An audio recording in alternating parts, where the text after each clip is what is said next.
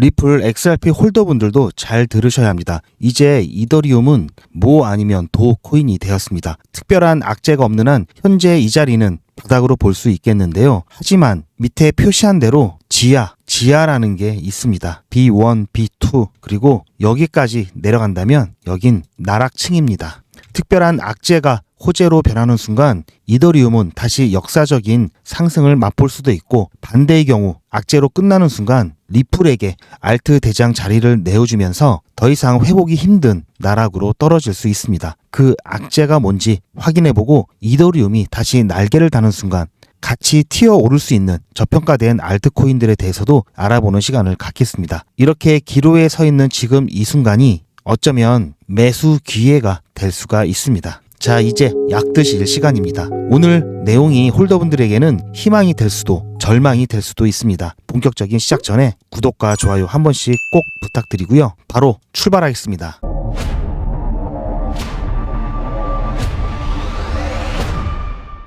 안녕하세요, 지피입니다. 이더리움 같은 경우 시총 2위 코인이라는 게 믿어지지 않을 정도로 너무나 힘이 없는 모습을 보여주고 있죠. 리플 XRP가 여기서 3달러를 넘어서면은 금세 순위가 바뀔 것 같은데요.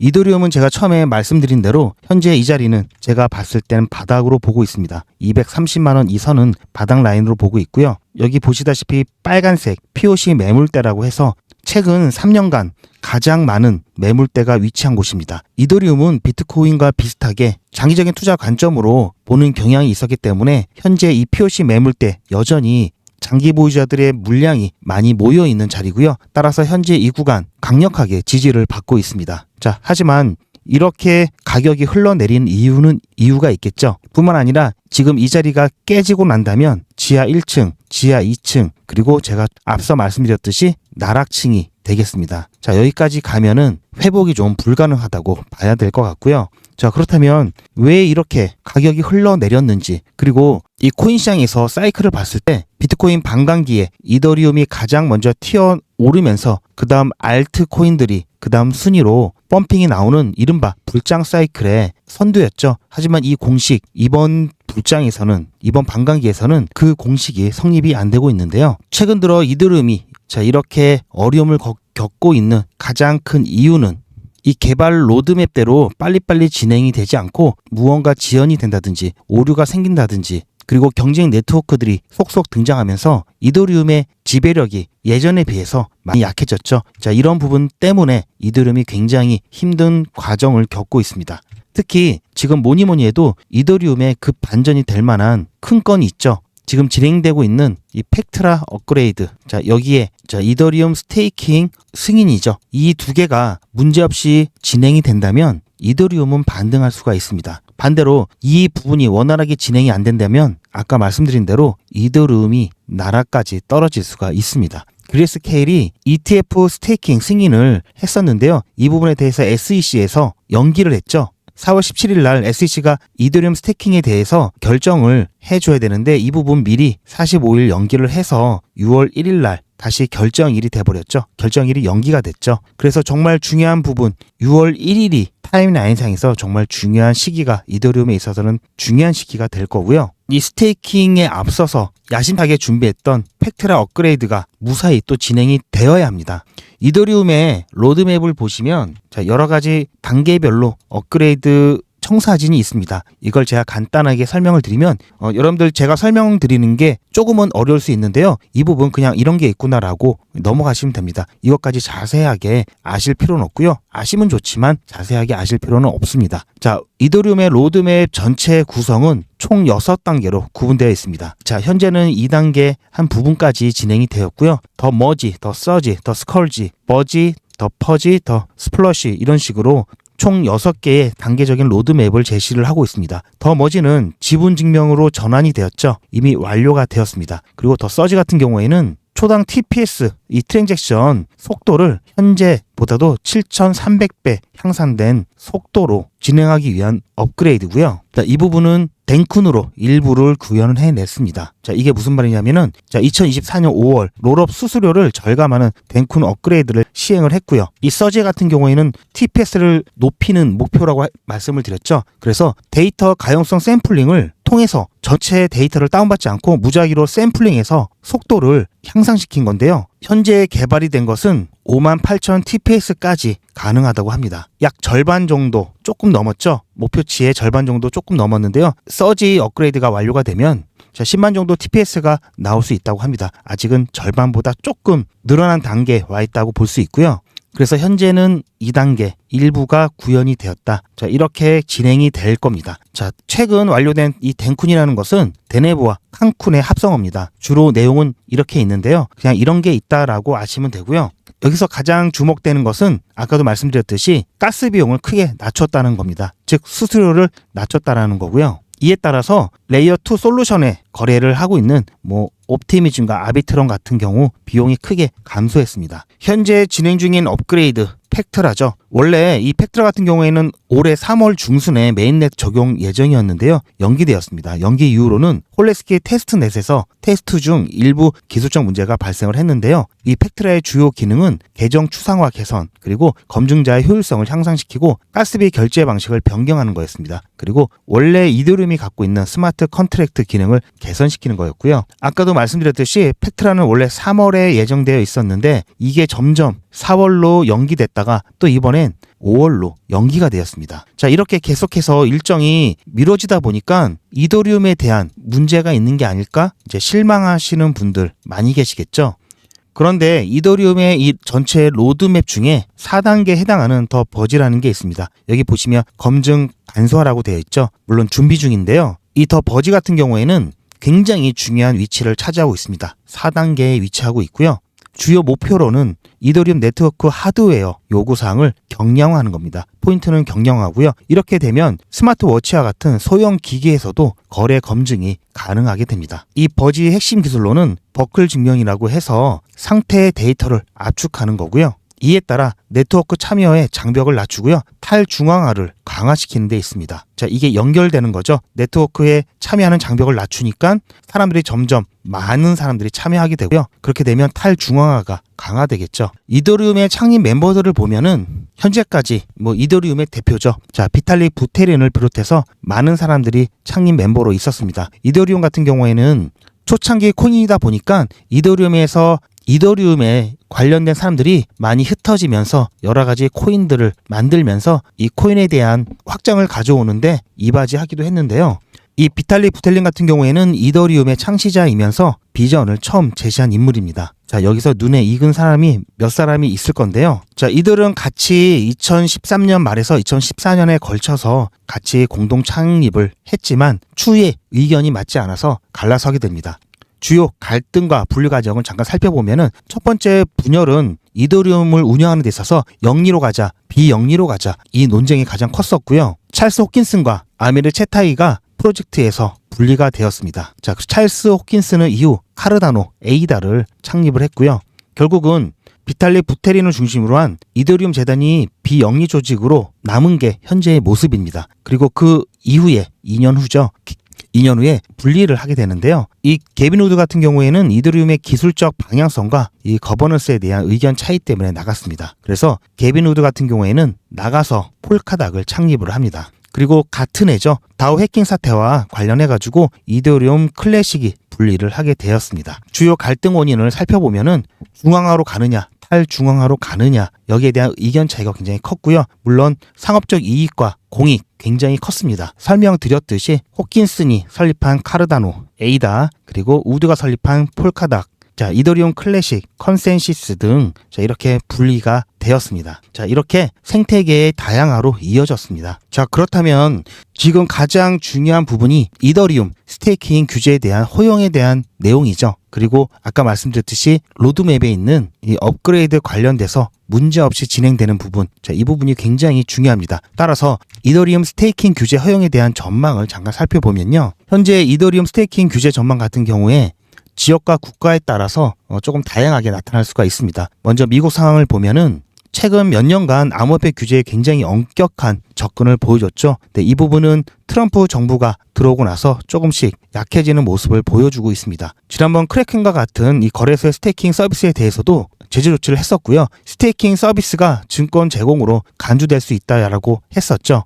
반면에 비트코인 현물 ETF 승인과 같이 일부 규제도 완화하고 있고요. 최근 흐름이 친가상화폐 정책 쪽으로 많이 기울어지는 모습이 나타나고 있어서 이 부분 좀 기대를 해볼 수 있을 것 같고요. 유럽 및 아시아 같은 경우에는 특히 유럽은 미카 규제가 있어가지고 스테이킹에 대해서 비교적 명확한 프레임워크를 제공하고 있습니다. 따라서 이 프레임워크에 맞게끔 운영을 한다면 스테이킹 허용이 될 수 있는 어느 정도의 가능성을 점칠 수가 있겠죠. 뿐만 아니라 싱가포르, 우리나라를 비롯해서 일본 등 아시아 국가에서도 이 명확한 가이드라인을 개발 중에 있습니다. 따라서 전체적으로 봤을 때 단기적으로는 규제 불확실성이 계속될 수 있지만 중장기적으로는 더 명확한 규제 프레임워크가 개발되면서 오히려 이 스테이킹에 대한 가능성이 높아질 수 있고요. 완전히 금지되기보다는 투자자와 이 시스템 리스크 관리를 위해서 특정한 부분을 요구해서 서로 보완하는 그런 식으로 진행될 가능성이 좀 높다고 보고 있습니다. 자, 그렇다면은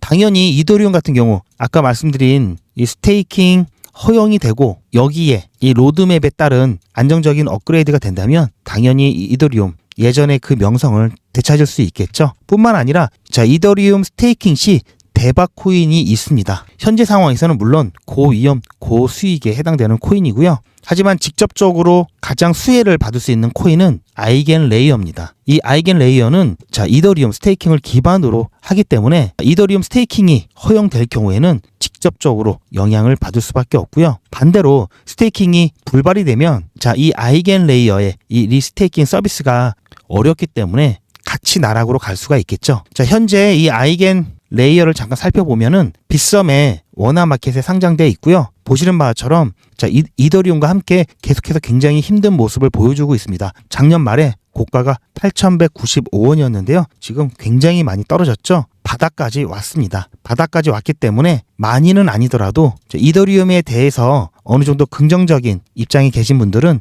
매수를 해보는 것도 괜찮다고 보고요. 현재 가격 굉장히 좋습니다. 뿐만 아니라 그 외 국내 거래소에 상장된 리스테이킹 테마 관련 코인으로 보면은 아래에 이렇게 있는데요. 물론 순수 리스테이킹 테마가 아니기 때문에 조금 전에 말씀드렸던 아이겐 레이어보다도 크게 수혜를 받지는 않을 것으로 보이지만 아이겐 레이어만큼은 아니지만 그래도 리스테이킹 관련 테마로 해서 이더리움과 함께 크게 펌핑이 나올 수 있는 코인입니다. 리도다오 같은 경우에는 빗썸 거래소에 상장되어 있고요. 순수 리스테이킹 프로젝트는 아닙니다. 유동성 스테이킹 서비스를 제공하는 점에서 리스테이킹 핵심 가치와 좀 비슷하다 또 연결이 될 수 있고요. 향후에 리스테이킹과 통합된 가능성이 있습니다. 그래서 리도 같은 경우 여러분들 한번 관심 있게 좀 봐주시길 바라고요. 로켓풀 같은 경우에도 코빗과 빗썸에 상장되어 있고요. 분산형 이더리움 스테이킹 프로토콜입니다. 리스테이킹 생태계와 연관성이 있고요. 이 OGN 같은 경우 업비트 BTC 마켓에 있습니다. 업비트에 보시면 워너마켓이 아니라 BTC 마켓에 있고요. 빗썸에는 워너마켓에 상장되어 있는데요. 이 오리진 프로토콜 같은 경우에는 리도다오랑 비슷합니다. 유동적 스테이킹 이더리움 토큰을 발행하는 프로젝트로 향후에 리스테이킹과 연계될 가능성이 높습니다. 이렇게 해서 잠깐 이 코인에 대해서 현재 어떤 상황인지 살펴보면요.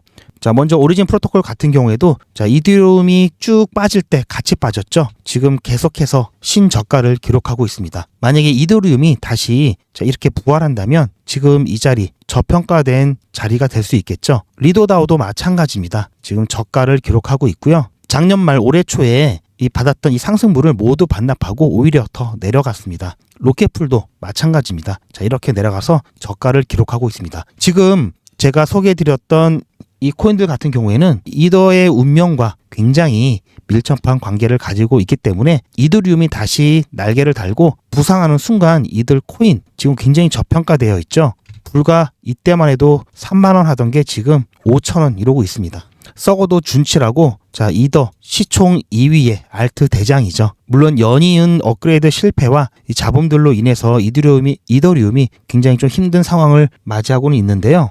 이번 스테이킹 이더리움을 살 수 있는 거는 이 스테이킹 승인과 팩트라 업그레이드 관련해서 성공적인 업그레이드가 나와야 합니다. 자, 그래도 이더리움 지난번 큰 해킹 사건을 겪었었는데요. 아무튼 여러 가지 악재가 겹치면서 지금 굉장히 좀 힘든 상태입니다. 하지만 이런 부분들 지금 바닥에서 지지를 받으면서 제가 조금 전에 말씀드렸던 그 부분만 어떻게 해결이 된다면 다시 한번 알트 대장으로서의 위용을 갖출 수 있을 것으로 보고 있고요. 물론 여기서 문제가 더 생겨서 그러한 부분들이 또 악재로 작용하게 되면은 나락까지 갈 수 있습니다. 하지만 이미 구축된 네트워크라든지 이런 부분이 그래도 탄탄하기 때문에 지금 가격, 이더리움이 시간은 조금 더 걸릴 수 있지만 어쨌든 충분히 위기를 극복할 수 있는 저력이 있는 코인이고요.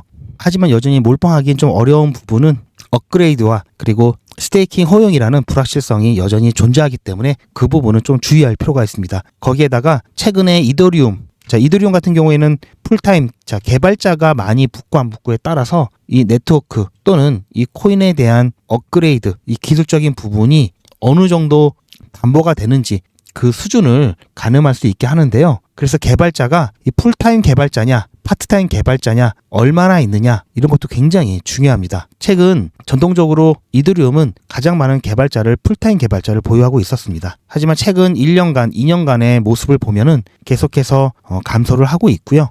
이에 반해서 솔라나 같은 경우에는 크게 감소를 했다가 최근 1년 다시 증가를 했죠. 개발자들은 돈이 되는 쪽으로 가서 일하는 특성이 있습니다. 그래서 이런 부분들도 판단하는데 하나의 부분이 될 수 있고요. 자, 이렇게 봤을 때 아까도 말씀드렸지만 최근 아이겐 레이어 같은 경우 엄청나게 상승을 했죠.